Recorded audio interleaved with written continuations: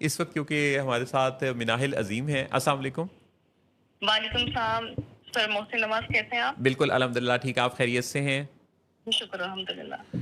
तो मिनाहिल, इस शो पर आप शामिल हो रही हैं, एक तो बहुत शुक्रिया आपकी एप्रिसिएशन का, और शो के बारे में आपका जो फीडबैक है वो भी मुझे मिलता रहता है। तो किस मौजू पर बात करना चाहेंगी इस वक्त नादरीन से? सर मैंने अपना एमफिल का थीसिस किया था तलाक याफ्ता मर्द और खवातीन के ऊपर हम्म। जिनके बच्चे थे। तो अच्छा। मैं उसी टॉपिक के ऊपर बात करना चाहूंगी क्योंकि मुझे लगता है कि इसके ऊपर बात नहीं की जाती है। हम्म। हमारे नौजवानों को माँ बाप शादी के बारे में बताते हैं कि शादी एक सुन्नत है और हमें करनी चाहिए, लेकिन इस चीज के बारे में कुछ नहीं बताते कि अगर एक इज़्दिवाजी रिश्ता ना चले तो उसमें आपने कैसे डील करना है। हमारे यहाँ सपोर्ट सिस्टम बिल्कुल भी मुनासिब नहीं है तलाक याफ्ता लोगों के लिए, और इसके पर बात करना बहुत जरूरी है। हम्म। तो ये हमारा अच्छा मौजू होगा। जी जी।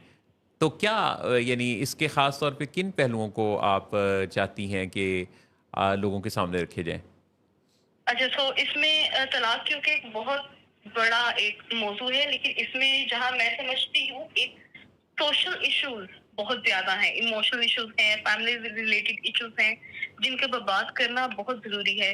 इसमें बेसिकली तलाक सिर्फ दो नौजवानों की नहीं होती, बस एक मर्द और औरत की जो रिश्ते इज़्दिवाज में होते हैं बस उनकी तलाक नहीं होती। लेकिन क्योंकि हमारा मुआशरा ऐसा है कि जिसमें फैमिलीज आपस में मिली होती हैं, और जब बच्चे आपस में हों तो तलाक की वजह से पूरे खानदान की जिंदगी पर कहीं ना कोई असर होता है। इसमें तो कोई शक नहीं।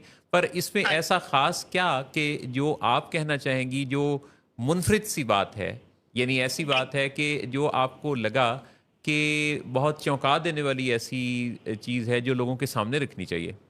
हाँ जी। सो जो मेरा थीसिस था उसमें 2-3 पॉइंट्स थे जो कि बहुत ज़्यादा प्रोमिनेंट थे, हुँ, हुँ। जिसमें ख़ानदानी दबाव और तनकीद है। हुँ, हुँ। जब तलाक होती है तो जो हमारी फैमिलीज़ होती हैं वो ही इतनी तनकीद करती हैं, इतना दबाव देती हैं। पहले तो तलाक आसानी से नहीं होती है क्योंकि उसपे औरत को कहा जाता है कि कंप्रोमाइज़ करो, बच्चों के लिए ज़िंदगी गुज़ार लो। मर्द को कहा जाता है कि तुम ख़ानदान की इज़्ज़त का ख़्याल रख लो और शादी को बचाने की कोशिश करो। हुँ, हुँ।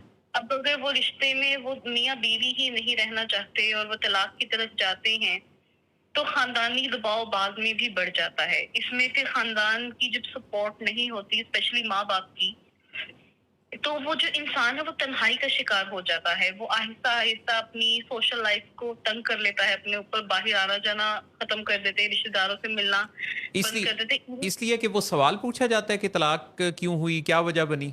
मौज़ू ये हाँ बन जी। जाता है। हाँ जी। हुँ। लोग उनसे पूछते हैं कि क्या मसले मसाइल का शिकार हुए, और फिर उन्हें एक कुछ नेगेटिव बातें ऐसी की जाती हैं कि तुमने कोशिश नहीं की, इतना मुश्किल नहीं होता। मर्द हज़रात को ये कहा जाता है कि तुम एक औरत को नहीं सँभाल सके। तो ये जो चीज़ें वो इंसान को अंदर ही अंदर खा जाती हैं। हुँ, हुँ। इसमें अब हम बात करेंगे कि जैसे कि ऐसा होता है कि तलाक याफ्ता मर्द और खवातीन को अपने ही घर वालों की तरफ से सपोर्ट नहीं मिलती है। हुँ, हुँ। हुँ, हुँ। उन्हें शर्मिंदा किया जाता है और फिर आहिस्ता-आहिस्ता उनसे नाताल्लुक हो जाते हैं। मैं हुँ, आपको इससे रिलेटेड एक किस्सा सुनाना चाहूँगी। हुँ, हुँ। मैं जब मेरा एक क्वालिटेटिव थीसिस था ये, जिसमें मैंने तकरीबन 10 से 15 लोगों का इंटरव्यू किया था। हुँ, हुँ। तो मेरे थीसिस के बाद मुझे उसके 3 माह बाद मेरी एक पार्टिसिपेंट का मैसेज आता है कि आप जाग रही हैं। वो रात के 2:30 बजे का टाइम था। अच्छा। और मैंने उन्हें कहा कि अगर कोई इमरजेंसी नहीं है तो हम सुबह बात करते हैं, बट वो रो रही थी। तो हुँ, उन्होंने मुझे कहा कि अगर अब ये बात हो सकती है तो आप मुझे बताएं। हुँ, हुँ।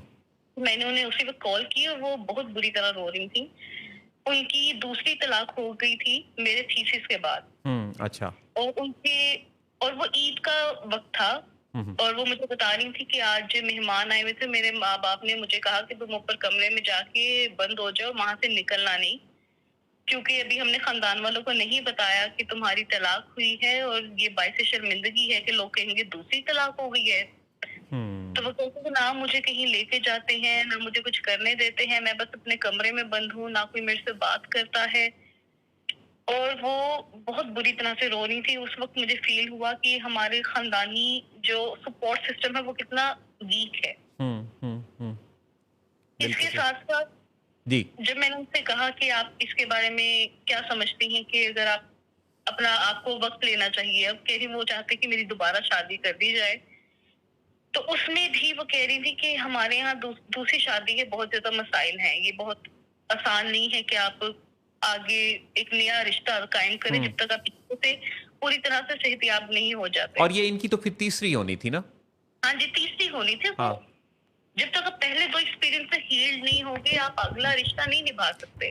کریکٹ. جب تک ہاں جی، جب جی تک آپ ایموشنلی ہیلدی نہیں ہیں آپ نہیں کر سکتے ایک اور رشتہ. جی یہ شادی ایک بہت نازک رشتہ ہے جسے نبھانے کے لیے آپ کا ذہنی طور پہ، جسمانی طور پہ، ایموشن طور پہ آپ کو بہت زیادہ اسٹرانگ ہونا پڑتا ہے اور ہیلدی ہونا پڑتا ہے. تو مناہل اس میں یہ تو سمجھ آ گیا اور یہ بات تو بالکل صحیح ہے کہ اس کو اچھا طلاق یافتہ کو اچھا نہیں سمجھا جاتا. ہاں جی، ہاں جی. آپ میسج کیا دینا چاہیں گی ایسے لوگوں کو، سوسائٹی جی کو؟ جی، کوئی مختصر سا کیا آپ کا میسج بنتا ہے؟ میں انہیں یہی میسج دینا چاہوں گی کہ ہمیں اپنے معاشرے کو یہ سوچنے کی ضرورت ہے کہ ہم طلاق یافتہ لوگوں کو سپورٹ کریں. ہوں ایک رشتہ ختم ہو گیا ہے تو اس کے اوپر بات کرنا ایسا ضروری نہیں ہے انٹر انلیس کہ آپ اپنی پرسنالٹی کو چینج کرنا چاہتے ہیں اور اپنی جو غلطی ہیں ان کے اوپر کام کرنا چاہتے ہیں. ہوں ایک پازیٹیو وے میں ہم اگر انہیں موٹیویٹ کریں اور انہیں سپورٹ کریں اور انہیں شرمندگی یا تنہائی میں نہ دھکیلیں ہوں تو وہ ایک نئی زندگی گزارنے کا حوصلہ پیدا کر سکتے ہیں اپنے اندر. ہوں کیونکہ طلاق کے بعد بھی زندگی ختم نہیں ہوتی ہے، ہمیشہ زندگی چلتی رہتی ہے اور کبھی بھی ہمیں کوئی بھی اچھا ہم سفر مل سکتا ہے ایک طلاق کے بعد بھی، اور ایک خوبصورت زندگی ہم ہوں گزار سکتے ہیں اگر ہمارے ارد گرد اچھے لوگ ہیں، اچھا سپورٹ سسٹم ہے. بہترین بات کہی آپ نے. تو بہت شکریہ مناہل آپ کے شرکت کرنے کا. آپ نے بڑے اہم موضوع پر اور بڑی منفرد بات کی اور آپ کا تھیسس کا جو آپ نے موضوع چنا جی وہ جی بھی بڑا منفرد تھا. تو میرے خیال ہے کہ اس طرح کے موضوعات کو تھیسس کا، اسٹڈی ٹاسکس کا حصہ بنانا یہ بھی بڑا ضروری ہے کیونکہ پھر ان موضوعات پہ بات اور زیادہ کھل کے کی جا سکتی ہے. تو خوش جی رہیے سر، اور دوبارہ بھی ہم کسی وقت آپ کو اپنے شو پر انوائٹ کریں گے. انشاءاللہ ضرور. شکریہ. تھینک یو سو مچ. اللہ خدا حافظ. حافظ.